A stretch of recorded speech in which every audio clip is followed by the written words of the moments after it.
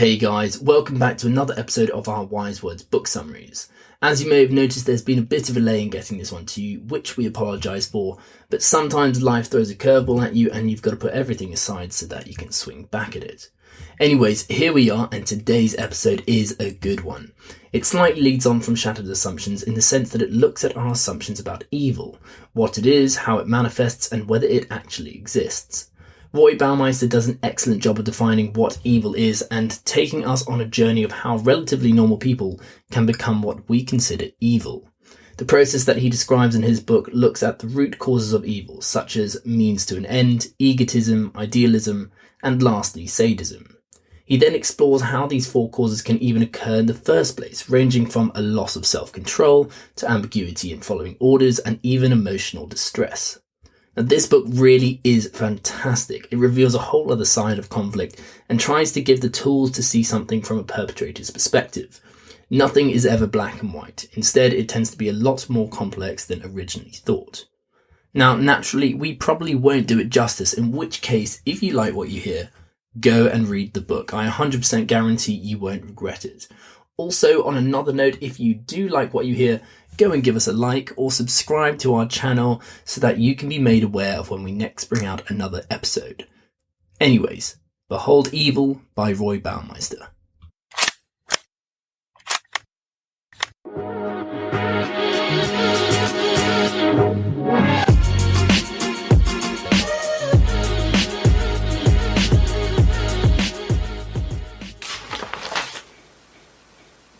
Cool. Yeah. Well, I guess, I'm going to kind of let you lead it. I've gone through my notes, but if you've done a bit of the progressive summarization, I'd love to sort of hear kind of how can you summarize it? The thing that I liked about this book was that, once again, kind of like Shattered Assumptions, I was editing that one the other day, and the idea that basically it's set out like a process.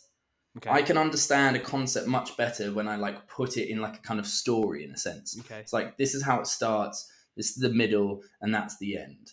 And so in this book, Roy Baumeister, he does a really good job of basically being like, this is you before evil starts. But even before that, it's like, let's just try and understand what evil is. Okay. What are, how does the world perceive evil? And then he talks about the kind of myth around evil. Mm-hmm. And then kind of distinguishes that from what actual evil is. And then he's like, okay, and now let's apply this to a person. Yeah. How does someone start off? They're all fine. And then suddenly, he talks about these inner restraints and how we all have these evil kind of tendencies in a sense. But then it's we always have these inner restraints, but over time, or depending on your environment or how you've been conditioned or brought up or whatever, these kind of restraints kind of crumble in a sense or get weaker, and that's how these little evil tendencies kind of jump over the hurdle. And then once you do a little bit, then it's easier to do more and more, and then he brings you into the next chunk, which is well, once you have committed evil, it's hard to go back, or and so you're more likely to get wound up in it. And then it's the very bit which we conceive as evil, like sadism and things like that. People can start to either enjoy it or disassociate, dehumanize, all of these kinds of things. So that's why I quite liked the book, because it paved the way from a beginning to end in that kind of sense. And we can jump into those, but that was kind of my overview. Yeah, mate. That's almost exactly what the book was all about. It's so hard to even. I guess we should kind of start beginning where he starts, which is this idea that to understand evil. So most people think they know what evil is because they can sort of be a good judge of it. But he talks about this idea that evil usually is in the eyes of the victim rather than the actual person who commits the so-called evil, which is an interesting perspective. His basic what's the word of saying it? It's it's hard to define it if you're an impartial person. It's usually the person who's the victim who defines something as evil. But then when I was thinking about it, it's it almost justifies evil in itself, because there is no such thing as evil, right? I kind of did think about this with the book. I was it almost rationalizes people to be evil, because evil doesn't actually exist. It's a human construct, It's in.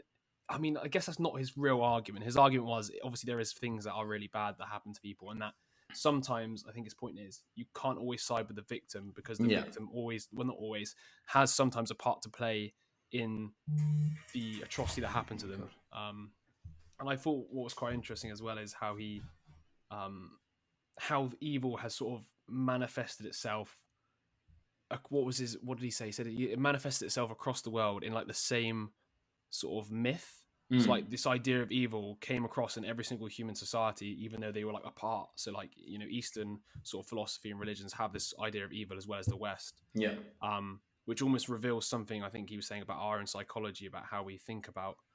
I mean, I guess interesting enough as well, like it's back to like the Piets and stuff with like the symbol of the devil. It's like it's almost the same across cultures, isn't it? The idea of evil is always the monster, or the like. It's like a human, but obviously, and it's also sadistic, and it wants to inflict harm and everything. Yeah. Well, I like going through this book, you find a lot of kind of biases of how you think, and then how you formulate like evil into those kinds of things. And so, you know, we have a lot of the time we're categorical thinkers, and all these different kinds of biases all lead interpret to it, right? evil.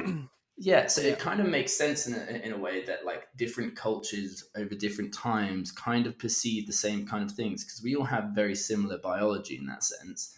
And so how we interpret an evil event is kind of filtered through and assimilated into this kind of schema. And that's what I think he's kind of trying to get at with this like myth of I was about to say mental illness, the myth of evil, in the sense that like, you know, we interpret an evil event, and then that gets like broadcasted or reported in media, and it's kind of like this cycle that just reinforces that itself. Evil is what exactly, and that evil has to be worldview, that the world's good v bad, wasn't it? It's like it's always that one person is to blame.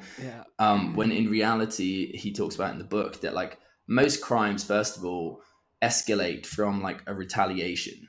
So you know, someone might misinterpret someone else, or like assume that their intention is bad, and they react badly, which means the other person reacts badly, and it's an escalation. But they're both kind of to blame in a sense, right? It's not just one person suddenly stabs someone who they never knew.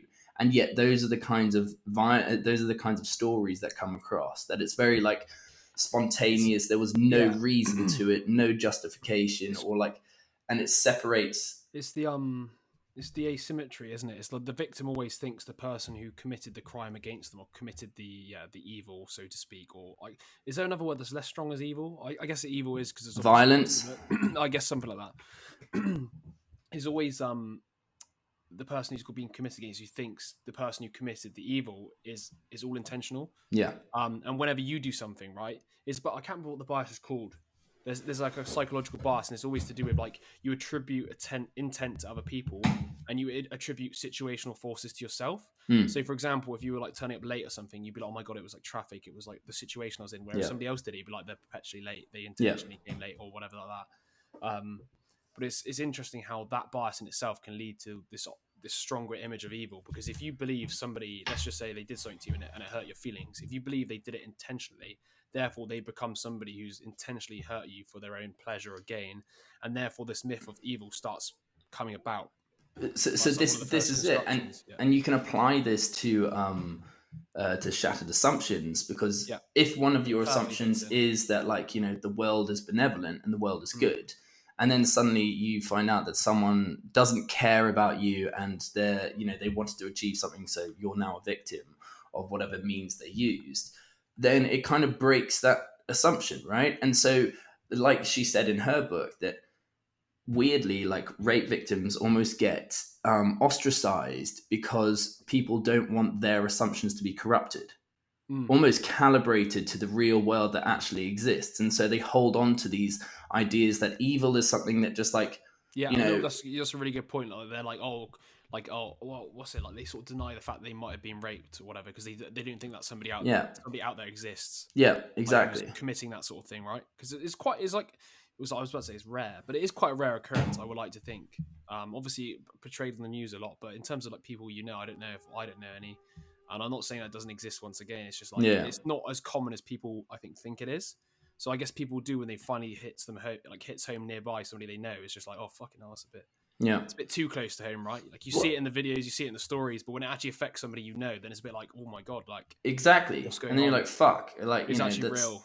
yeah. Like, yeah. And it just goes to show you that like we're kind of none of us are kind of calibrated to the reality of the world, because it would kind of it would halt you once again, like we talked about a lot of this in Shadow Assumptions, but it's the you then have the other side where media basically promotes only those things, right? So it's like, you know, they're amplifying it even more. They're saying that the only crimes that are committed are ones that are like incredibly randomly violent, and they fit into this schema of what evil is. And that's the thing, is like, you know, you've created this category of what evil is, and it's got certain rules, and that's the schema, and we just filter everything to fit in that.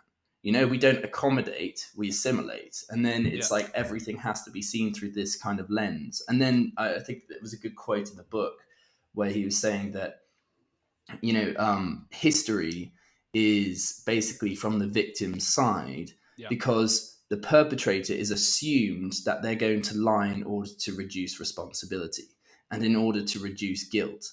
And so what you end up having is just a one side story, and you don't get to see the whole picture. It's very myopic, you know.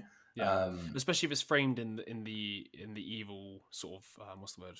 Like in the category or the common elements of evil. It's almost like you said. It's if they are intentionally hurting somebody, you can never feel empathy towards them. You're going to feel like hostile towards these people. Yeah, and therefore, like I actually do think it's evil is almost like a human invention to be used against people who are overtly aggressive, maybe, I don't know, or a way of like,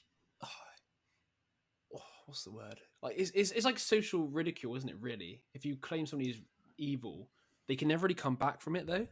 Well, if that makes any sense, because if I say to, like, if I literally type you out, like if I'm describing your character through the lens of this evil person who intentionally harms people, shows no remorse, like, you can't really come back from that, because like you just said, if you're like trying to go, oh no, it's not my fault, it makes you look even worse. But this is it. Like, if you think about it, okay, there's the event, okay, whatever that is, some kind of violent event, and there's a spectrum of blame in a sense, okay.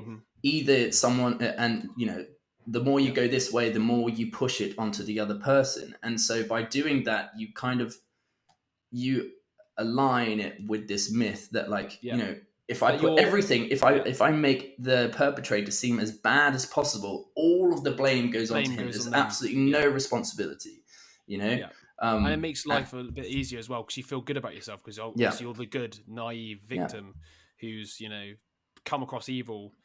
I do you know what I was quite interested as well, back to like the shattered assumption things. He brings up this point that, like, the moment anybody has any form of like suffering, the general pattern is like that starts like a quest for meaningful exploration of things. And I find that quite interesting, because it's like, you know, whenever you suffer or whenever something bad happens in your life, you immediately have to look for answers.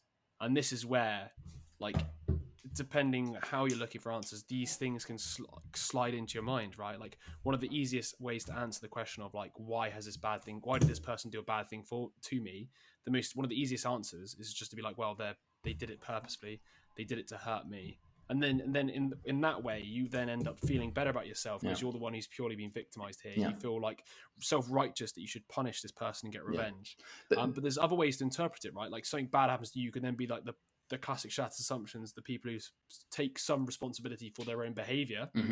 Not saying like you walk down the street and somebody mugs you and like, oh my God, obviously it's their fault for mugging you, but at the same time, it's like, could you have not gone down a different street, or what can you learn from that experience? Yeah, exactly. And whereas evil, like you said, is pretty much putting the sole blame on somebody else and then looking for justice, and, you know, almost weirdly as well, it self-perpetuates itself, because the idea of justice and revenge is evil in itself, because you're then going to go intentionally harm somebody else because you think that's the best way to deal with intentional harm.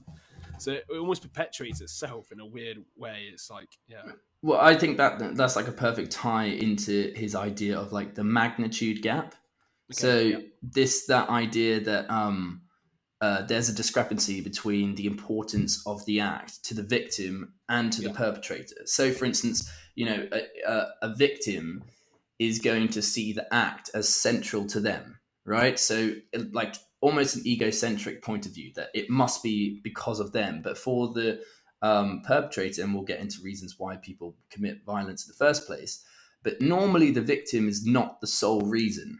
Normally the victim is like a byproduct of it. It's like you wouldn't say that 9/11 happened because they were targeting one person in the building. Do you get what I mean? Like all those people, they were byproducts, unfortunately, like collateral. I was also going to say also like the person isn't victimizing the person because of that they're that person, unless it's like premeditated murder. The majority of the time, let's just say if it was mugging, it's because they need money. So the situation is they need money.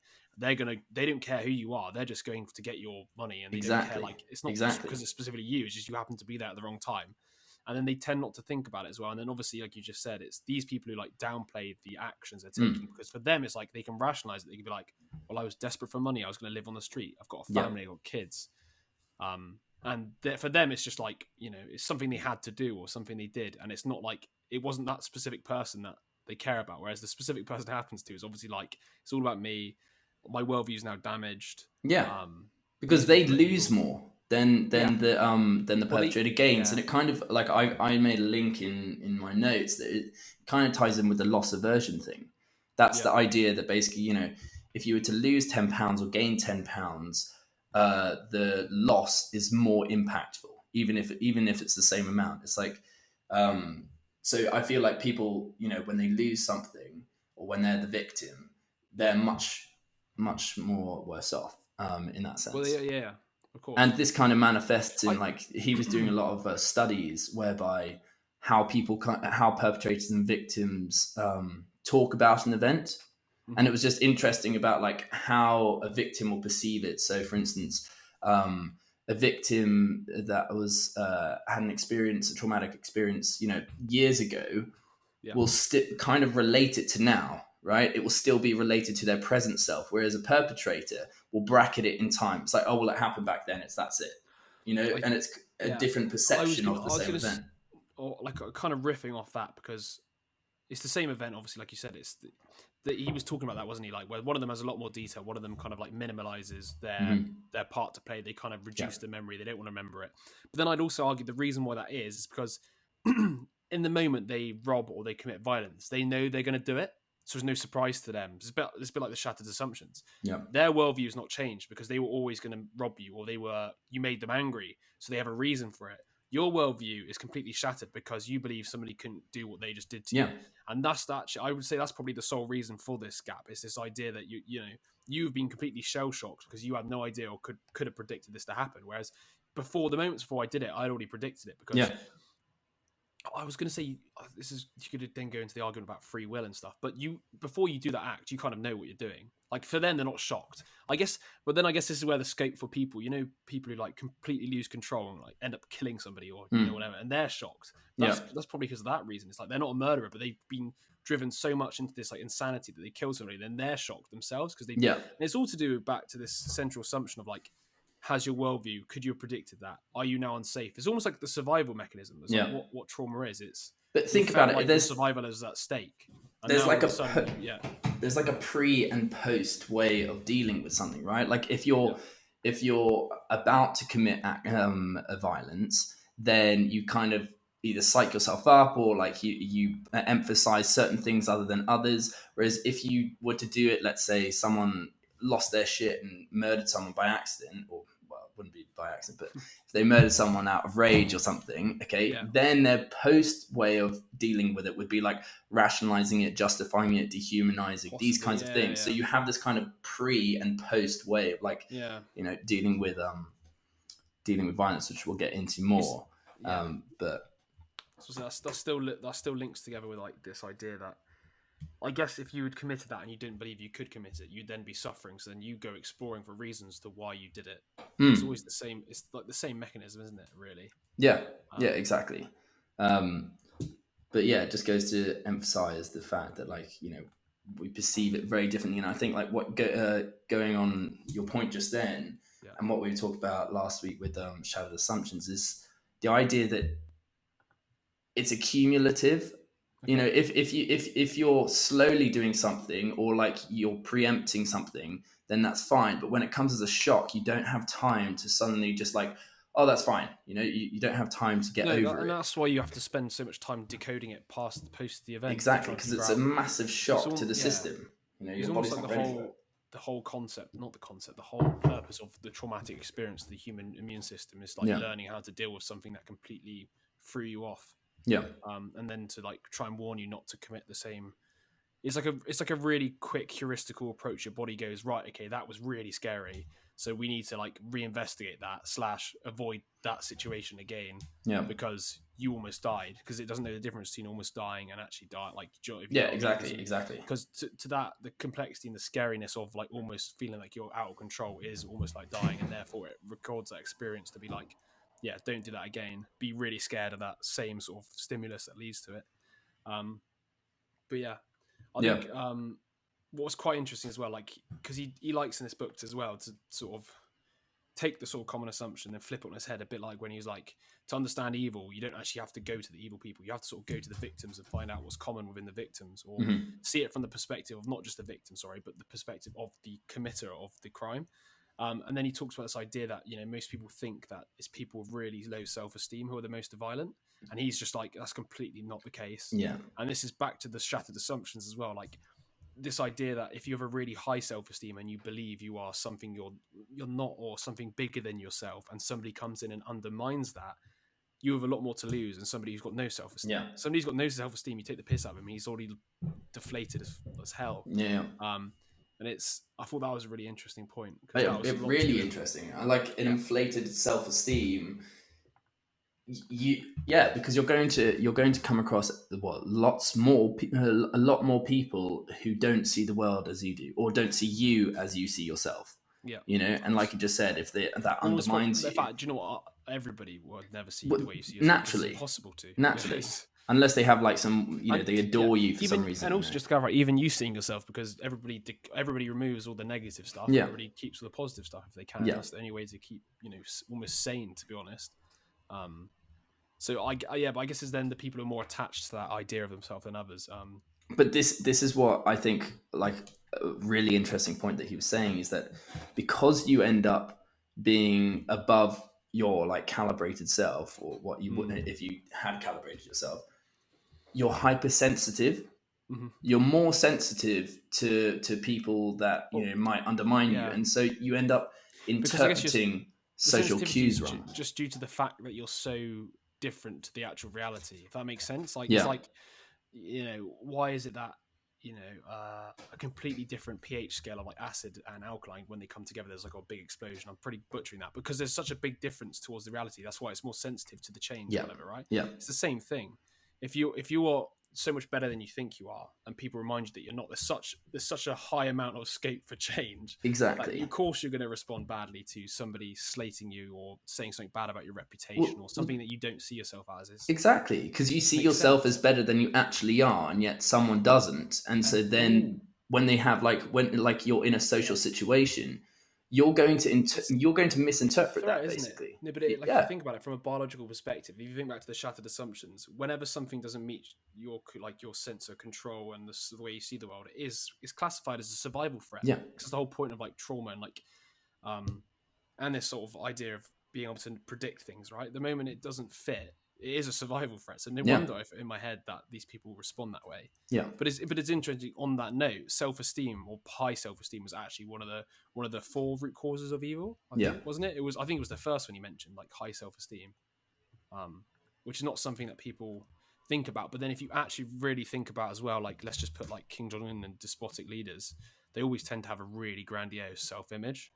So Yeah. it almost you kind of realize that, like, that the people who are put on these sort of actually classified as evil here and now today tend to be the people who are self-inflated. But this is what I find really interesting. That is, you know, we sometimes hear in news stories Yeah, about someone doing something fucking random, right? Like committing violence that is like random, like, oh yeah, he suddenly stabbed his wife 7 times. yeah, Okay. And to us, judging from our point of self-esteem, it seems fucking random, right? yeah, Because we can't just, like, we wouldn't be able to justify it, right? yes, But that's because we're judging from our self-esteem. If we were to know where their self-esteem is, Mhm. or how they perceive themselves, they might be able to justify it. And I'm not saying Yeah. that is Yeah, it's not justified, but justifiable, they but can justify it to themselves. interestingly enough as well, if you remember that book Peterson was talking about with those Columbine shooters, they managed to justify the utmost evil because you can justify anything. You can justify anything, yeah, exactly. yeah, And the and higher your kind of self-esteem is, in a sense, or the more inflated it is, yeah. the And I more think you what's can interesting probably... about that, by the way, with the sort of stabbing of the wife, he did mention some like not logical, but causes typically of people who beat their wives, and it was usually to do with the fact that they felt that their wife insulting them or telling them to do something was like an insult to their respect, to their honor, or whatever. So it's always back to this idea of like almost self-esteem. Yeah. And it's usually wives who, or girlfriends. Well, I guess some blokes do get beat as well by their girlfriends, but there's less. It was to do with, what was it? Them earning more money as well. So it's like Yeah, so basically, emasculating if they're factor. like, if they have, let's say, a good career, or let's say they had a good career, or they have like, they went to Oxford or something, but then they're living at home and their wife is earning more than them or something. Yeah. Then there's a disparity of how they see themselves. They see themselves as like really high, yet the reality is it's actually this. And especially if they're brought up around in an environment where that's not meant to be something that's celebrated, or like, for example, if they think that's something that's like really like, what's the word? Makes them basically really unsuccessful, and that doesn't fit with where they believe they should be. Once again, there's an ego mismatch, and any sort of complaint by the wife or whatever is seen as an insult on the person. Yeah. And that is half the reason why the men abuse their wives sometimes, like that. Although that's from what they can see from the observations, like all the people that has happened, what was the situation like, and it tends to be like that. Yeah. Which is once again links into the idea of like the self-esteem and what do you call it, and like how that leads to violence based upon respect. There's a book over there I still haven't read yet. It's called Code of the Street, and it's all to do with a reporter on the sort of streets of, I can't remember, I think it might be Brooklyn or something.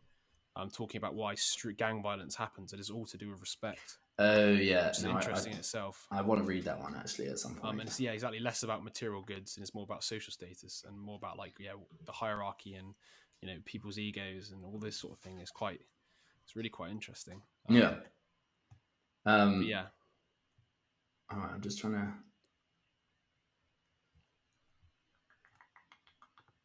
I'm trying to think of a nice little segue.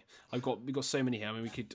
Well, I'll quickly go over the myth of pure evil before we, as in like just how he defines it. Yeah. So he says the myth is, first, evil involves the intentional infliction of harm on people. Second, and of crucial importance, evil is driven primarily by the wish to inflict harm merely for pleasure of doing so. Third, the victim is innocent and good. Fourth, evil is the other, the enemy, the outsider, the outgroup. Fifth, evil has been that way since time immemorial. Oh my god, I can't even say that word. And sixth, evil represents the antithesis of order, peace, and stability. Seventh, evil characters are often marked by egotism. And last, evil figures have difficulty maintaining control over their feelings, especially rage and anger. I just thought I'd go over those before we end up diving into like what evil actually is, and how it like manifests, just so people can have like a kind of comparison in a sense. I've literally got exactly the same notes. You took it straight from the book, right? I did, yeah. That was exactly. But I guess one of the most interesting things with this, if you really look at it, the exact the absolute myth always rolls on the same thing. It's like inflicting for the sake of it. Like there's no real purpose behind it apart from the suffering. Yeah. And there's also the fact that the victim is innocent and good. But basically the way I think of this as well is like you were saying earlier, is like the archetype we can kind of structure all these conflicts around is this. Like, I mean, if you look at like what's culturally successful in terms of films and stuff, every film kind of has like a good and evil side to it. Like the majority do. Like I don't think we're wrong. There's obviously examples. Well, there's always a protagonist and an antagonist, isn't there? Yeah, exactly that. And it's almost like human conflict or human conflict in general is always structured around evil and not evil. Like whenever you have a conflict, it's almost like the default structure of human conflict is like, that person's a bad person, I'm a good person. Yeah. But isn't it funny that we prefer villains who we can kind of slightly resonate with. Yeah. You know, But like the doesn't- ones that doesn't- have the best kind of aims in a sense. Doesn't the fact that you even resonate with a villain indicate the fact that we all have the impulses / ability to commit the evil atrocities type of Yeah. things?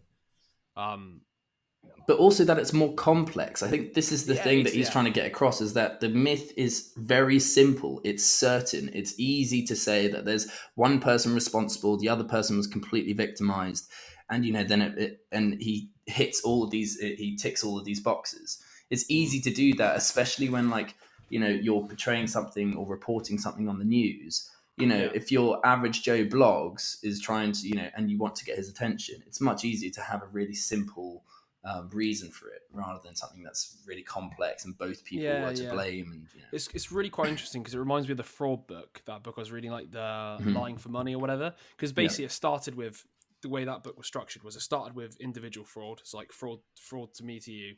And it built up to like collective fraud, which is like everybody was complicit in it, but nobody was saying it. Yeah. And it kind of, it's basically, the classic thing is, if you look at it from a purely, I was going to say objective, but you can't even look at it from purely objective, all of it was fraudulent and wrong. But because so many more people were complicit in it, nobody was to blame. And I find it quite interesting because this is how like the evil perpetuates in like sort of, the German societies, or what, so not the German society, like the Hitler-based Nazi society, right? Yeah. It's like everybody becomes complicit in it, so it becomes not even evil. Yeah. Because everybody's doing it, if that makes sense. But Well, it is evil. Exactly. Yeah. But it's like one of those things that I'm trying to find the words to explain it. It's just like, it's one of these things that we think evil is perpetrated by one to another, but it can actually also be collective. But no, absolutely, and it happens more collective. I think because and he talks a lot about this with groups are much more likely to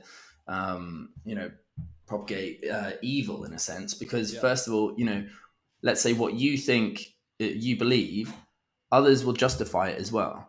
Or they'll justify the evil actions I guess because you you're surrounded by others others as well. So once again, like you don't get born knowing how to act, right? Yeah. Realistically, you're quite impressionable, and you figure out what others want around you, and you figure out how others act, and that's how you then decide to act, right? So this whole evil thing is almost like it's almost like a tribal response to justify harm to other humans. Oh. Sorry, did I lose you? Yeah. I was basically saying it's almost, in a weird way, if I'm trying to look at like the function of evil, not that it probably has a function, but an evolutionary function of evil is to weaponize a movement against another tribe. Do you get what I mean?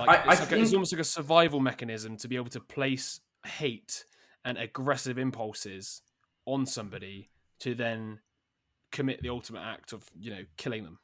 I agree I think that if you were to zoom into evil, the concept of evil itself, I think it's basically made up of certain instincts that we have that would help us in certain scenarios.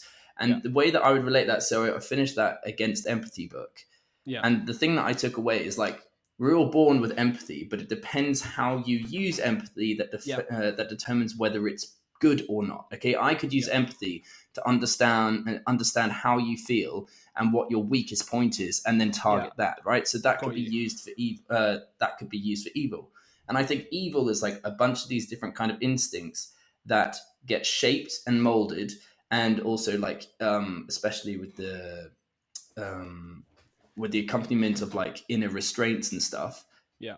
And that's how you learn how to use it. It's only evil when it gets applied to something that is kind of, either malicious or not morally I guess good in a sense. In the eyes of the victim, anything that causes them harm is evil, right? So that's kind of like the crux of it. But I do get what you said. Evil almost, in my head, is interesting just because evil almost itself allows you to dehumanize people. So it's almost like it's a way of controlling social behavior, isn't it? Because if you can label somebody as evil, back to what we said earlier, it's hard for somebody to come back from it. So it's almost a way of controlling people by saying you don't want to be evil. Because think about all religions as well; it's all based on what's right and wrong, hence good and bad, hence good and evil, hence this dichotomy of approach. It's like a social control tool. But then that's back to me then realizing that that argument would then be like justifying any type of evil because evil doesn't exist because it's just a victim. Well, this is it. It's I think basically evil is the concept of something that goes against high morals or like high, high virtuous morals. Like you said, it's if you look at the myth of pure evil, it's causing suffering for the sake of suffering. So you're intentionally causing somebody else harm, an innocent victim harm. Sorry, Yeah. and you're doing in a way that's you get pleasure out of almost, right? Yeah. Like it's pure wickedness. Yeah. But that's the thing. It's like, let's say you're born with this instinct to have rage, okay? Yeah. But then in some contexts, it would be justified and some it's not. And in the ones that it's not, then that is deemed evil in a sense because it's going against, a higher moral. So we're judging this whole book and this whole idea of evil from a higher moral. But really, I think evil is these instincts that aren't used in the right contexts. Okay, if that makes sense. So the instinct of like sort of aggression and stuff not used in the right way, and it comes across as evil because it's, I guess, it's just a hard one, isn't it? Because the concept of evil itself is a moving goalpost. But then I guess this is the point of the myth itself is like the absolute evil is the suffering idea and intentional suffering. I think we should always go back to that. Because otherwise you can get yourself in a loophole because once again evil is a massive abstraction with lots of different behaviors in it. But the idea of this archetypal evil, like the devil, for example, is always based on sadistic suffering for just the sake of causing suffering. Well, that's it, because the devil is seen as someone who causes suffering for the sake of it, for the pleasure. And so anyone who's on the opposite side is seen to have done a pact with the devil. And so they are kind of tarnished with the same brush. And I find that really interesting because it's like following the complexity.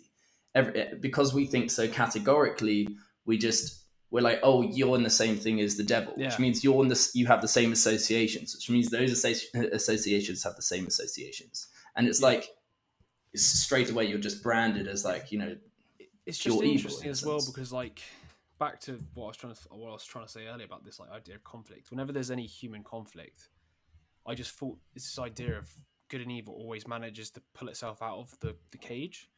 It's very rare that people, in a conflict sort of, like you say, this idea of using empathy. Empathy is probably quite costly to think about somebody from the other side, and there's no guarantee they're going to be empathetic towards you, right? Yeah. But it's this idea for me of like good and evil is like always based in human conflict, in human mismatch of desires and goals, because it is like a tribal response just from this book as well, looking at like this idea of idealism as well, which is the leader to is one of the main sort of causes of actual evil. This idea that like other people are wrong, you're right, then leads to the justification of doing anything to get rid of the people who are on the other side. It's thus once again rooted in conflict of goals and ambitions and things that people have, and they use the good and evil to then to gain social support. So this is back to what I'm saying, the function of evil as like a social weapon almost, because what it allows you to do is it allows you to get a group of you together because you're like, this person's out there to cause us harm, and then use any means necessary to justify their extinction. But think about it, it's like how you get complicit, like people to be complicit in war. Well, like, but that's that was one of their main points, wasn't it? It was like, here we go, war needs an enemy. War is inconceivable without a clearly defined image of the enemy. Yeah. What was the British propaganda doing with the Germans? It was like greedy, like I can't remember what it was. It was like puppeteers or whatever, like Hitler and stuff. Is like, but think about it. Okay, like we think very categorically, and like we think in comparison. So you can only understand what something is if you have something to compare it to, in a sense. Yeah. And like us as human beings, we naturally gravitate towards groups because it shows we've got a higher likelihood of survival. Okay. Yeah. What that group is could change. Maybe you're a group for, you read the same kind of book, or maybe you're a country, okay? But you're still part of the same group. Now, it's like an echo chamber. If everyone just confirms what you already think, and you only ever really talk about the things that you have commonalities with everyone, then it just gets stronger and stronger and stronger, which means anyone outside that group ends up being ostracized, discriminated against, and then labeled as the opposition. And the opposition is the devil, and the devil is evil. Yeah, no, I just realised, by the way, remember the origin of the word devil is adversary. The devil's adversary? No, the origin of the word devil is adversary. It was when it talks about it. So the origin of the word, I think, where is it?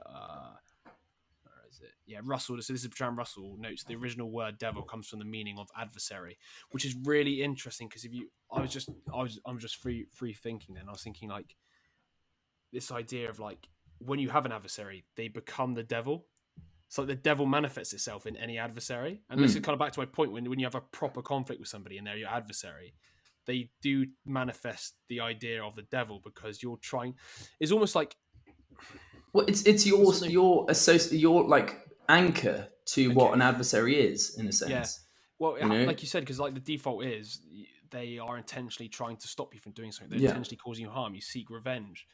I'm just trying to think about it because it's quite interesting from the perspective of like a survival instinct would be. Let's just say you got an adversary. You're an ape. The other person's an ape. Your adversary. This could be battled to the death. So what's the best way to gain support? Make him the devil. Yeah. Make them something that wants to be overcome. Exactly. Then I was also thinking quite interestingly as well, like this idea of like, you know, let's just say you have a belief and you're chatting with a bunch of people and somebody voices the opposite belief. I was just thinking like the instinctual response to that, if it's like a belief you really believe in, is aggression. And how do you justify aggression? By basically thinking that they're evil and that they're against you. Exactly. So I just think for the fact that if you really think about this whole idea of evil, it's been around, you know, since the very beginning of humanity. And like you said, there's some level of instinct in there.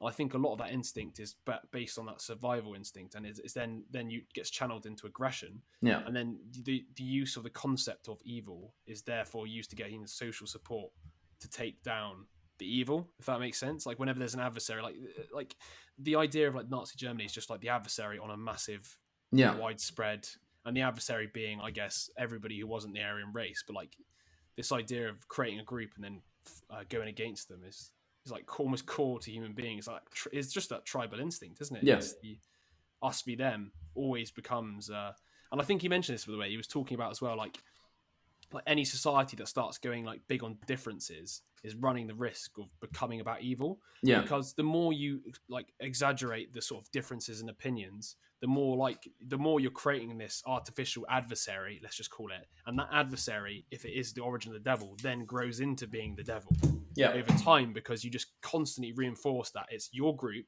vs this group. But this is it. Constantly reinforced to the point where eventually you just can't handle it anymore because they are the problem. But you're highlighting the differences, aren't you? That's the thing. You're basically saying someone is not you, rather than saying someone is you. Yeah. But they also have this like rather than expressing like they were saying like not what was the word? Because he was talking about like recognizing differences rather than.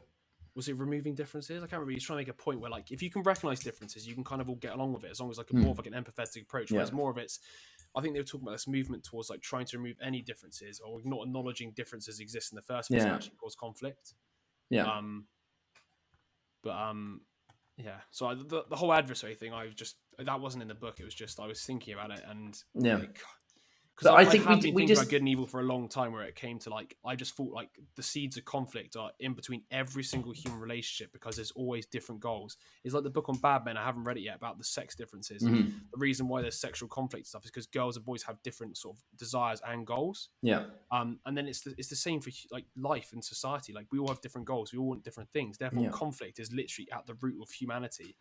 And how do you resolve conflict against adversaries? How do you gain social support to overcome conflicts, potentially if they're going to end up as life or death? You make somebody the enemy. That's where I've come to the conclusion now. But I'm sure if I wrote that out, I think it depends on like whether someone has a higher kind of moral arc in a sense, like moral direction. I can see that. Because otherwise, you could claim that everyone will always try to make the other person evil if they didn't have the like. I think as a tool. I think it's a tool in the toolbox, right? It's not it's not the be all end. It's not every time somebody does something, it's like they're evil. But this is why you get people who are more understanding than others, I think. Like the more understanding people tend to be the ones who are empathetic, right? Like let's just say something's happened to you, or I've then tried to understand where you've come from. And I'm like, oh, it's okay, don't worry about it. Whereas then you get the people who like get bumped into. Maybe they're just really angry at the moment because something else happened, and then they retaliate. And then you're going to think they're evil as well, even though they're not. They're just, it's their situation has caused it, whatever. But they haven't put themselves in your shoes. They've just been bumped, and then you turn around and whacked you. But I think that's actually a really good link into like why some people are evil and why people aren't, and that's basically he goes on to talk about the four main roots of that cause Yeah. evil, and Yeah. one is the means justify an ends, or the means to an end, Yeah. egotism So like, and yeah. ambiguity, idealism and sadism. Yeah. So there's like sadism, actually, his argument was that was the rarest. Yeah, he was saying that And that so, literally only accounts for like yeah. 5 to 6% of evil itself, Yeah. and we can Of the dive into that so-called later. evil, yeah. Yeah, I was going to say, so should we just start? So the means justify the ends. That's Yeah. like classic, like evils perpetrated by people who are desperate for money, Yeah. or are desperate for whatever. There's a reason behind what they're doing. These are like the people who commit fraud as well and Yeah. steal money from old people and all that sort of stuff. It's they believe they could do better with the money. For example, like somebody who fraudulently calls up an old person and steals money. I've always wondered why, but I guess they must be rationalizing some way of like, oh, they're about to pass away. Yeah. They don't need the money, and there's plenty of ways you can rationalize that. And then what was number two? What was number two? Egotism. We kind of talked about, didn't we? That's like, believing you're better than you are and somebody pulling you down, so you get that aggression instinct and therefore do something violent or cruel. Number three was idealism, which we briefly touched on. Being back to what we were just saying then with this sort of like tribalism and committing evil through what do you call it? Basically placing people as an enemy and using that to justify any means, such as Nazi Germany, where they used this idea of an Aryan race to justify any means to extinguish anybody else. Well, the idea that you start to see, like, I think basically people conflate the idea of meaning, like their meaning, with good. Yeah. So they think that, you join a group and the group's meaning is this, and then you start to assume that meaning is good. And so anyone that doesn't have that belief, you basically call it the greater good, don't you? Like, but that's it. And so anyone who's like, he talks about holy wars and how they're the dirtiest, most savage wars, because both sides think that their god is the all benevolent creature, and that they stand for that, and anyone who opposes that must be evil, and so nothing tops that in a way. If you already think that you're pursuing good, what's more than that? Once again, it's like the one classic quote: the road to hell is paved with good intentions. And then the second one he's got in this book is like, it's always the good men who do the most harm in the world, because good men in terms of their own standards, right? They think they're doing the world a service. They think they're like increasing. I don't know what they think they're doing, but they obviously have a good reason for it, and they think that their ideals are the reason. Well, they're trying to push their ideal onto the world, right? Yeah, that's the whole point of idealism. But yeah, that one's a particularly pernicious one because it's so social, and it's like, at least with, right, let's just say the egotism and the means justify the ends or whatever, that's usually an isolated case of one-on-one crime. It's potentially small groups, right? But the idealism stuff is particularly dangerous because it's like self-perpetuating, self-reinforcing, and everybody is implicit. Like I was saying to you earlier on, like the types of fraud, you go from the one-on-one like defrauding an old person out of their money to, committing fraud on a mass scale because you all work for the same bank and the incentives are screwed to basically screw your customers out of money. Yeah. But you're all complicit in it, so nobody's to blame. It's like, everybody was complicit. Well, not everybody, but there's a lot of people complicit in like the Holocaust. Yeah. And then obviously you got the leaders who get to blame, but there's always a bunch of people there who haven't got clean hands, have they? But also that's like he uses a really good analogy of like division of labor, whereby because everyone is responsible for such a small segment that they're all responsible, but it's so minuscule that they can't be held accountable. You mentioned a really, really good point about how you get people to comply with that sort of work. So in terms of the executions, and his argument was that if you don't tell people in advance they're going to be killing people, and you sort of, this was in terms of like firing squads and stuff, I believe, he was like, basically on the day they kind of just go like, you're going to shoot people. And at that point, you don't really realize in that exact moment your moral character's being questioned. You're just too busy in that moment. You see everybody else, like, you're panicking because you've been told to do it. And what happens if you don't? Because now, as you know, you could be the enemy if you don't follow the orders of the ideal, if that makes sense. So everybody sort of panics themselves into doing it at the moment. And then he also, I don't know if you remember it, but there was another part in the book where he talks about how that was one way people dealt with it, in terms of like, they just panicked and basically just did it. And then there's the other way where people actually started laughing and becoming cruel. And that was more their way of making a game out of something they really didn't feel comfortable doing with. It was Yeah. almost like paradoxical in itself. It's like their way of dealing with it was to turn it into something where there was a score or something which made it bearable or something like that. Well, basically to like think on a different level. You know, To if you're extract it constantly away thinking from like what, exactly, if you're constantly thinking on like a moral level, then you would constantly be asking whether this is right or wrong. But at some point, you've actually got to act, and so that's his kind of point with that is that in if you've been told to kill loads of people, thinking on a moral level, you can't do that. And so they kind of dissociate and detach themselves from that plane of thinking and think on a lower level of just an action. It's like, oh, I'm just pulling a trigger, or I'm just playing a game, because it makes it more palatable and more I was thinking about easy to it as well. Maybe the whole instinct of evil as well is another way of helping you commit these life or death acts. In the sense of like killing somebody, like it allows you to kill somebody because it builds up dehumanizing hatred for the opposition in a weird way. Do you know what I mean? It allows you to subdue empathy. If you could think of empathy and evil as like the opposite ends of the spectrum, one of them being you put yourself in their shoes, and the other one being you completely ignore their shoes and you think for yourself. Yeah, but he talks about empathy being used for evil. Okay, interesting. Because he talks about torturers, like the best kind of torturers are ones that use evil too. I think because I'm trying. Do you get what I was trying to say? With that? Like, because basically I just read another point which he actually mentioned in the book. I don't know if you picked up on it. It was to do again with the adversary, saying the words devil and Satan are derived from the meaning adversary and opponent, which fits the view that the rivalry or antagonism is central to the basic original understanding of evil.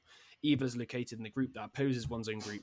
The survival of one's own group is seen as the ultimate good, and it may require violence. So what I kind of meant by that is like evil itself is it's like a way of promoting violence in people who possibly wouldn't have been violent.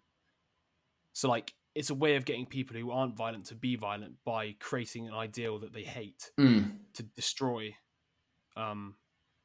I don't know. I just thinking of it's like a way of subduing yourself. Let's just say you're somebody who's really like, what's the word? No, I was going to say rational, but it's definitely not the opposite. Somebody who wasn't violent basically and has no reason to be violent, and you're never really violent in person. But then if you have this ideal that you really hate and they're portrayed as this really evil, despicable human, you could be violent. So that makes sense. It's like a yeah. Well, I think naturally you kind of adapt to your environment. If your environment is that there's someone else who is, they stand for evil, then you're able to overcome that. And then you take on these certain instincts that you have, and then you have different instincts that help you to deal with the actual actions that you take. So like killing people when they're on the ground, or like gassing the Jews and things like that. A lot of people like, it's not nice to kill people. Like he even talks about that, which I find really interesting, is when people were interviewed about committing certain atrocities. I think it was in the Second World War. Yeah, they didn't talk about it on a moral plane. They didn't say like, oh, that was in the bigger scheme, in the bigger picture, this was the wrong thing to do.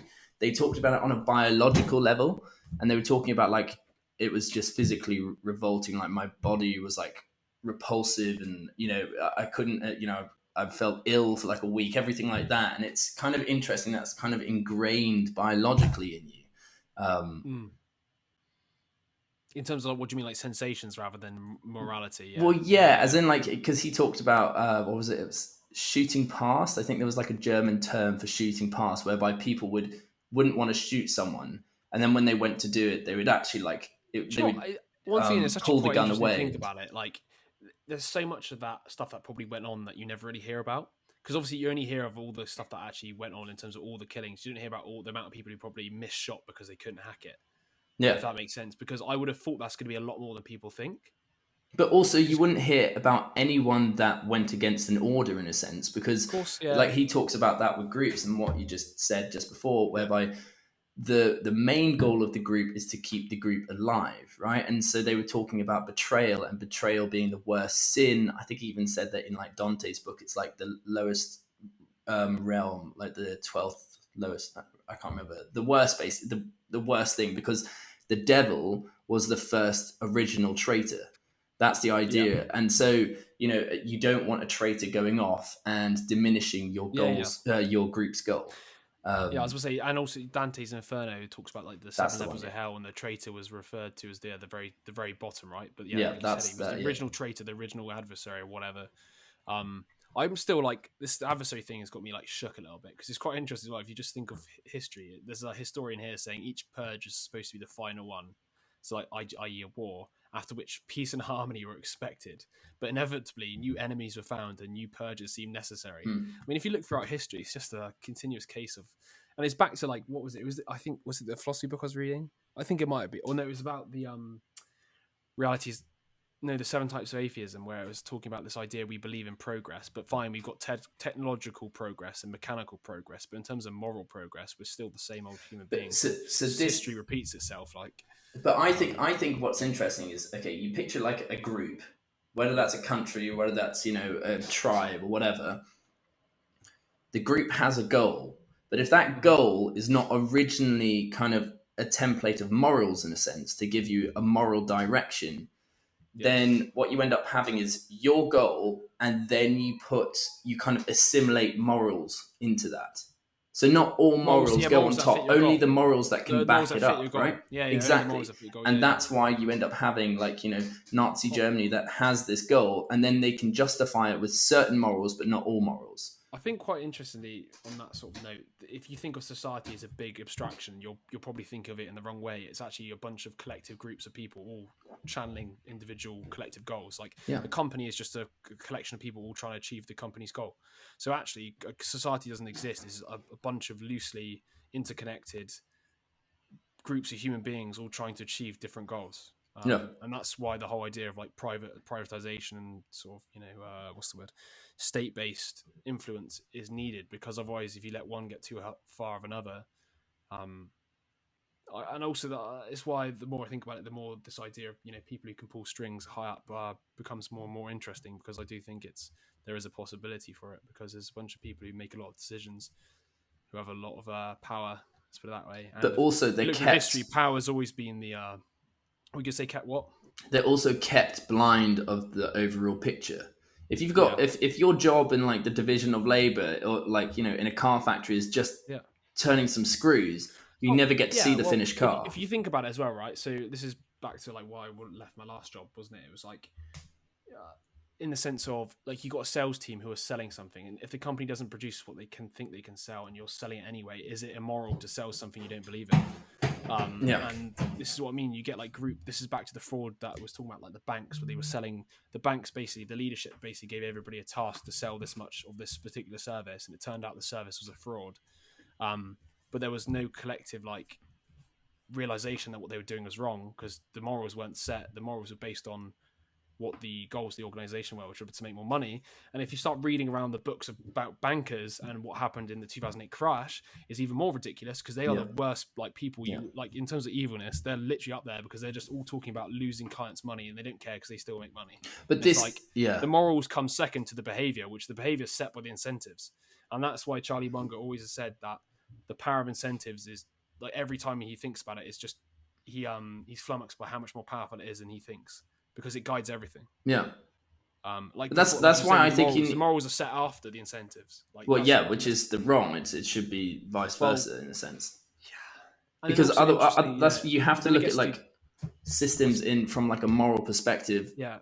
In the sense that you need both a top down and a bottom up perspective. Otherwise, for instance, the people at the top can take advantage of the people at the bottom, because the people at the bottom are technically committing the atrocities. They're pulling the trigger in a sense, but they have no idea why they're doing it, right? So they're kept in the dark in a sense, and yet they will follow in order. Whereas you also need the people at the bottom to understand the whole picture, and that's the kind of bottom up perspective as well.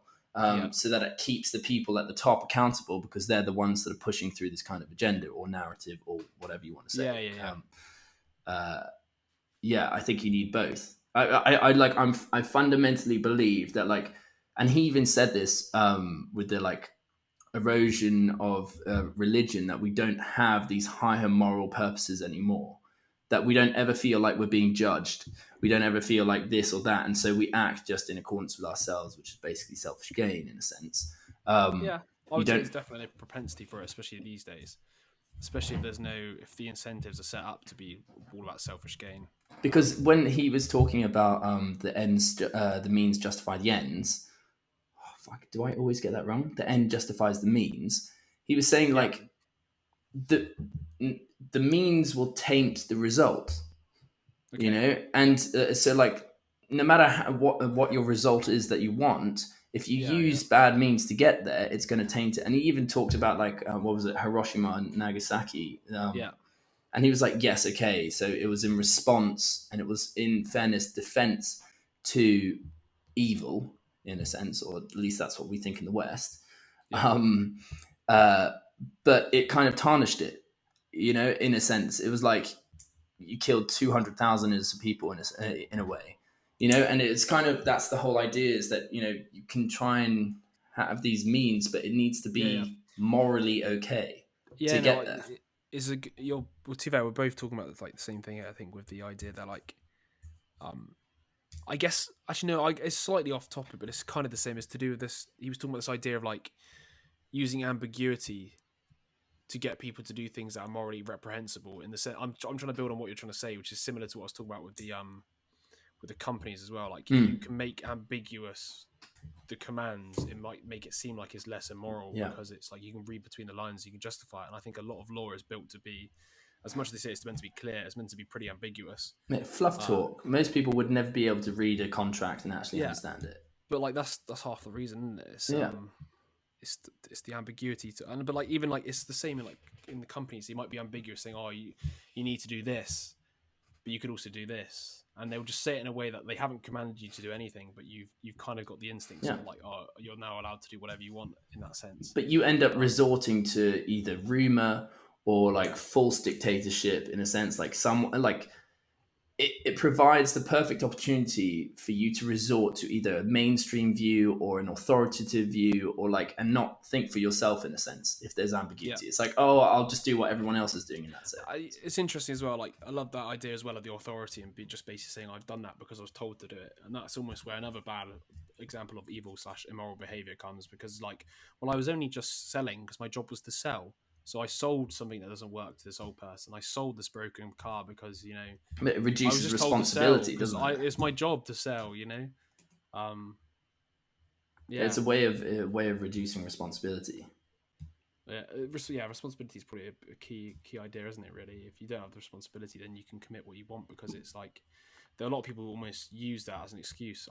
There was an argument for like, some people join the police just to be able to abuse power because they can claim they're police, so they're allowed to use the last amount of force or the force necessary. Yeah, probably. It probably goes for most people that like are what's the fucking word for people that love power? Megalomaniacs? No, what is it? Something like that. I think I can't remember the name, but it's something like that. But basically, you know, you're going to obviously seek jobs that have more power. Yeah. You know, like he says in the book, and I remember writing an essay about it. People who are CEOs, or people who are CEOs of massive companies, they're not really the most loving people, you know, because you have to be pretty ruthless to get to the top. Yeah. You have to seek power, like, you know. The fact they made it there, like the competition's stiff, so you have to really want it to be there, right? Yeah. I've always thought it was quite a good sieve for sieving out people who wouldn't possibly have the ability, or like the like you said, the what's the word, savageness to get there, almost, because it is a dog eat dog world, I think, out in that sort of vicinity or area sort of work, let's put it that way. Because if everybody's fending for the top, it gets very political and very, you know, people throwing each other under the bus for as many different reasons as possible, I can imagine. At least. I mean, let's put it this way, it's been well documented in history, and I wouldn't have thought human nature has changed that much since, so I'm convinced there's stuff you didn't see. But this is why I think that it's so important to have like a kind of a bigger direction that individuals can't ignore, in a sense, like a bigger moral direction. Because that's an interesting point you made there, yeah, because we don't actually have morals really anymore, do we? Like you said, it's more based on like, you know, capitalism and like selfish gain. Because, and it's based on like whoever has reached the top, and yet it should, like, that individual may be amazing, okay, whoever has reached the top, but they should still have to work in accordance with certain morals. Yeah. You know, society should not be a reflection of themselves. It should be a reflection of what society seeks, and that should be the highest kind of, you know, goal should be, in a sense, to achieve. Yeah, but then this is the problem. This is why you should probably go on to the 7 types of atheism at some point. Is what you're acting as if the goals should be self-evident and the moral compass should be self-evident, but it's not, is it? It's like one of those things like, what is the collective good? Because there's people who argue that the collective good is actually like, there's been arguments in the past for like the sort of republic-based sort of Plato thing where, you know, only the people who should be able to decide at the top, but that's not fair. And then there's the argument for it should be a collective society run by the people, which is essentially a democracy. Oh, well, from a political realm. Yeah, from a political realm, but then also what is the ultimate human value, and like what should we be aspiring towards? Well, I don't think there's one in particular, but I think over over civilizations, throughout different civilizations, the same ones do slightly emerge, like honor, integrity, loyalty. You know, they do emerge because they are embodied in stories and religions. And what is Christ if not like one that embodies the kind of ideal person in a sense? Like, not everyone wants to go onto a crucifix, but you know, they they stand for certain ideal things. traits. I believe that too. I think that's, but yes, I don't like, there's probably ones that we don't hold as high, or ones that we hold, you know, high that shouldn't be as much. I don't know the answer, but we need to have some kind of direction or some accountability. People need to be held accountable rather than pushing their own kind of group or agenda or things like that. Systems need to work in accordance with that. Otherwise, they end up working on their own selfish gain and then justifying it with certain, you know, morals, or in this case, what we were just talking about, laws. You write up laws, posts, so that it rationalizes and justifies. And it what's the word? It produces barriers. But yeah. I'm trying to think if there's much more else we can do. There's loads of stuff here I got about like so for example, I've got a bit here saying about sadism as addiction. I've got a bit saying losing control. So some people like to let themselves lose control to justify bad acts. So the whole idea of like getting really drunk and beating people up could be one of those ones where they're like, oh, I lost control. But in reality, it's like a way they do it to just justify, basically, you know. So I made a note on that actually, because he said that the US system, like I think he's American. In terms of like mental, losing control mentally, and then well, as in like evil acts, right? It's kind of weird that you promote a good like alcohol, and he talks about alcohol in many different places along in this book, mainly saying that alcohol is responsible for any kind of inner restraint going, like weakening any kind of inner restraint, which allows violence to, you know, manifest. And he was like basically saying that, you know, you have a country or a government that promotes that good and yet then doesn't hold people accountable for it in a sense. Like, you're kind of basically saying, like, it's suggesting that it's okay to lose control now and then, which is fine. Like, I'm not saying, like, you know, I love alcohol as much as the next person, but you should be able to make someone aware that this is the case then. Like, if you're going to take that, it's not like, you know, if you took psychedelics, which they still hate at the moment, and then went and stabbed someone, they wouldn't hold you accountable for that, you know? Because they don't like psychedelics as much as alcohol. So it's kind of weird to... It's weird when you realize like what's more dangerous and what causes more homicides and stuff is like alcohol, and it's like, well, alcohol is the worst fucking thing possible. And well, like, I guess it's the opioid of the masses. I guess that's what they call it, isn't it? It's like, well, it gives people a lot of happiness and freedom on the weekends. Impartial to a bit of that. What else have I got? So you're losing control. I think it's quite interesting. Well, like, on a topic for another time is like this idea of like, you know, using mental illness to say you've lost control to commit atrocities. And if you're a smart enough, intelligent enough, you know, psychopath, you could basically abuse this idea of insanity to commit more crimes, essentially. But it makes sense, because if you think about it, like, the victim is always going to try and make themselves seem more innocent in order to push all the blame onto the perpetrator. And the perpetrator will always try and blame external factors, whether that's drugs, alcohol, their environment, things like that. They were forced to... One of the points that he says is that people end up putting themselves in positions that force them to act in a way. So it's like accidentally on purpose. I think that's his quote. I was actually going to move as well straight into like guilt. You just brought up a good point. Like, you know, you can remove guilt by basically removing the fact that you had a choice. So you're basically saying, oh, I had no choice. You know, this was the case. And another way of removing guilt was the idealism, where it's like, I'm doing the greater good. Yeah. And I think the other way of removing guilt was just to be like, believe you're better, or like the egotistic approach, which is like, like, I don't know, it's below me, but I guess that's less common. Yeah. But it's quite interesting as well, because you mentioned this idea that, like, especially with people who commit crimes in general, they tend to rationalize it before they act. Yeah. They're already like thinking of the reasons why it's okay, which almost makes a lot of it premeditated in a way. Yeah. Not all, but some. Well, guilt is basically a premeditated kind of, like when you accidentally do something in a sense. Yeah. Because guilt stops you from acting in a certain way, whereas if you do it afterwards, then it makes you feel bad about what you did. Yeah. And I was going to touch on your point before when you were talking about sadism and kind of addiction to it, because I love the idea that he was talking about the opponent process theory. Okay. Basically, the idea that like your equilibrium is the idea that it brings your body to homeostasis is the idea that like the process to bring your body to a point of equilibrium, right? Okay. And so certain actions will make you feel better, or certain actions will make you feel worse. And whatever action that is, if you do like a good action, then the opposite, the one to bring you back to equilibrium, will be worse. It'll be painful in a sense. And actions that are painful, the opposite would be like pleasure, because it brings you back. And he was basically saying, like, think about bungee jumping. You do bungee jumping and it's terrifying, but then afterwards you have this massive euphoria, like, fucking hell, I survived that. That was insane, adrenaline rush, all that. And then it's like, oh, I want to do it again.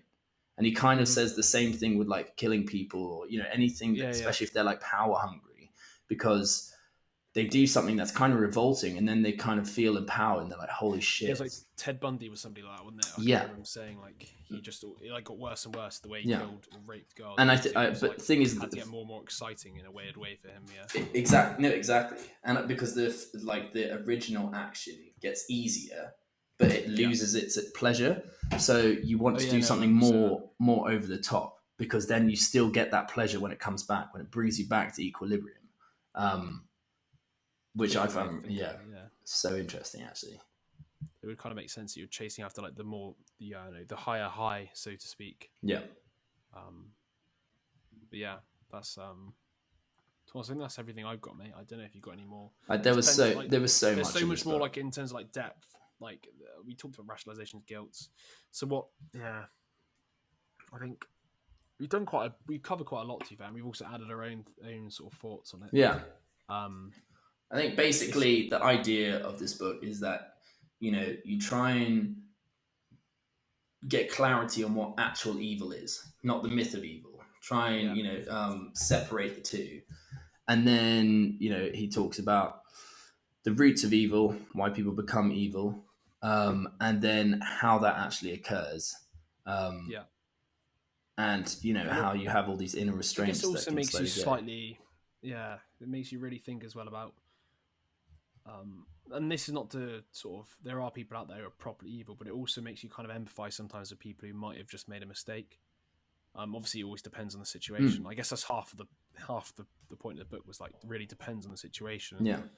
Not really what you hear, because obviously, like he says, in the eyes of the victim, the person who inflicts any pain is always going to be distorted towards the intentional, sadistic type of transgression, rather than the more sort of like, oh, this person was in a tough scenario, and that's not rationalizing or justifying why they do it. It's just that is how the person who's committed it feels. Yeah. I think it's quite interesting knowing that nobody who's evil thinks they're evil, which is also really interesting, because we're all just a bunch of saints running around on the planet. At least we think we are. Yeah. Which is interesting from the psychological perspective. I think another thing, thinking about this idealism thing, I think that's a massive point, that, creating a group of, we're the good guys, they're the bad guys, is like what's caused wars throughout human history. And it will continue to go on unless we kind of realize that that's, the mechanism behind it.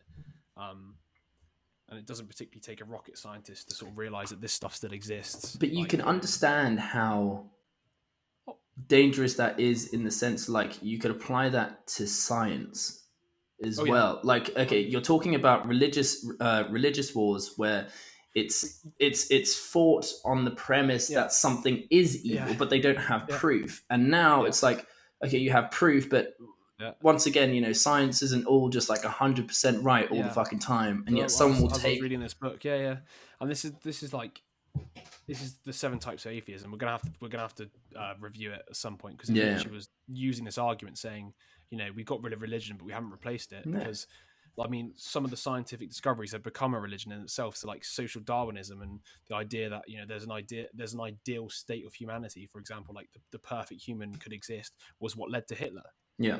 The idea of the scientific like truth behind something has led to another false god, which is the idea of truth and progress, because that's what Hitler thought he was doing. He thought he was progressing the human state, and this is what this I guess and that was based on eugenics, you know. based on that's eugenics, science, science right there. Science. But and that's what I mean, because we're in a weird period of time. I think if you read the 7 types of atheism as well, and even Nietzsche was commenting on it, like this is what Peterson's main point is, like we're in a weird period of time where there isn't like a cohesive social gel that we can all back. But in fact, there never has been, really, if you think about it, because there's always been different religions and all this sort of thing. Yes, but I think what's interesting, right, is like the things that people do seek in kind of civilizations over time, as we were saying, are kind of based on like the ideal if you wanted to be treated in a certain way. You wouldn't want someone lying to you, so you wouldn't lie, right?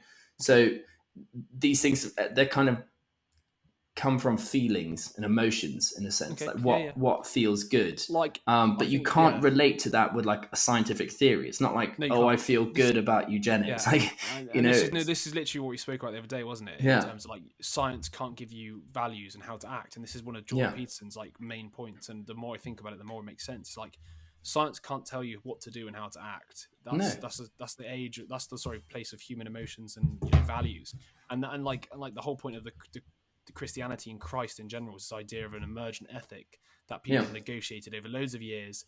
That's the correct way to act.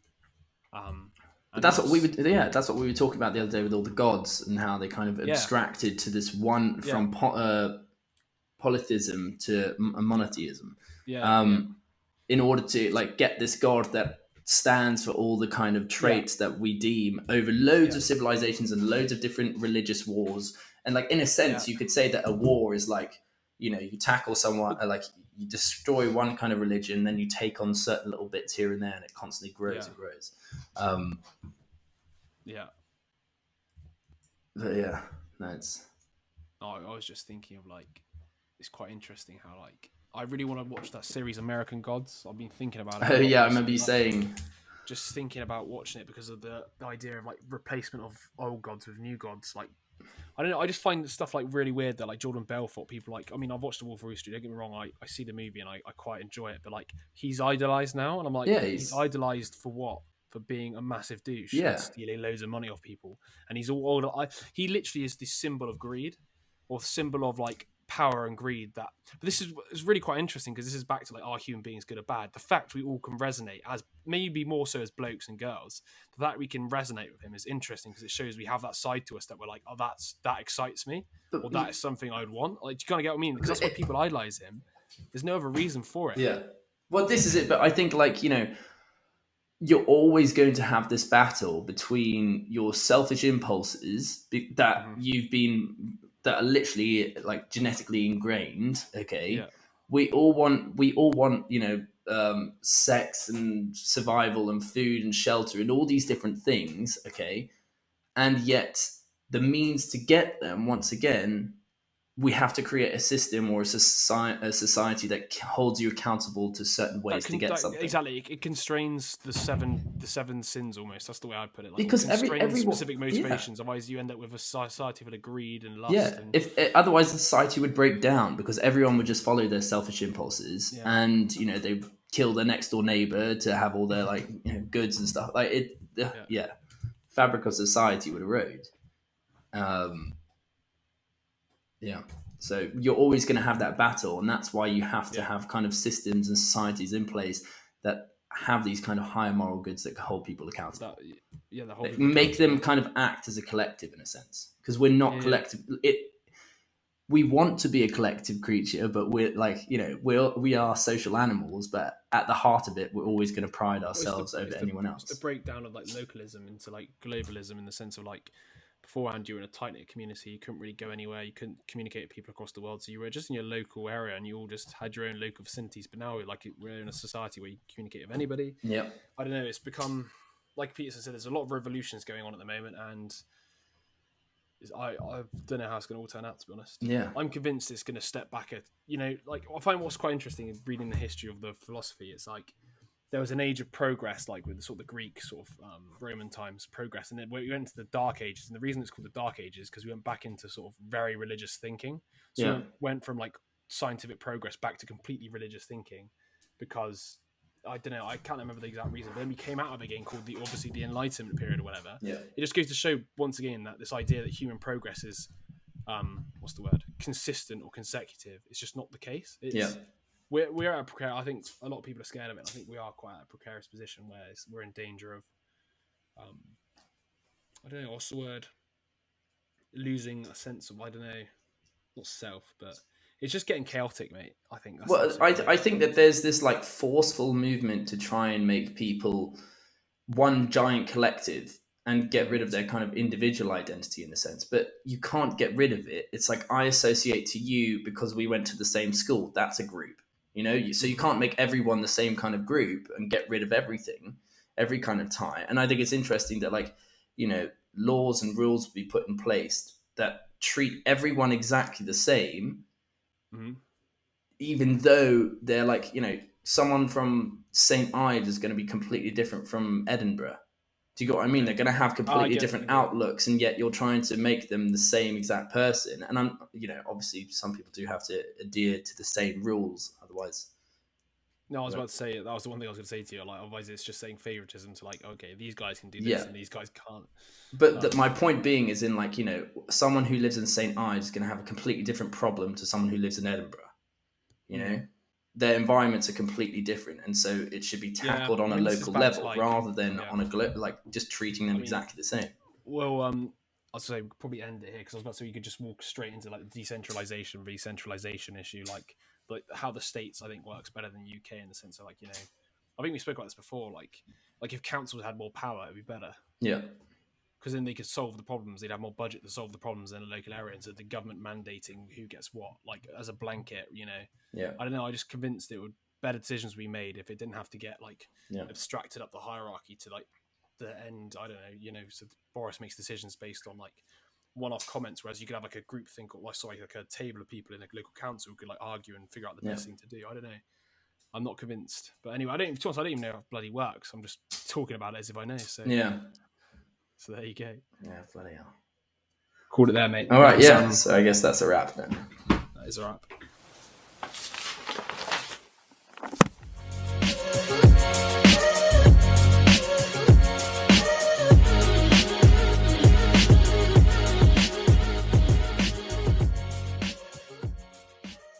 Well, I hope you enjoyed that, guys, and if you did, just scooch your mouse up to that like button, up to that subscribe button, and click down. It's super easy and it makes us want to create loads more content.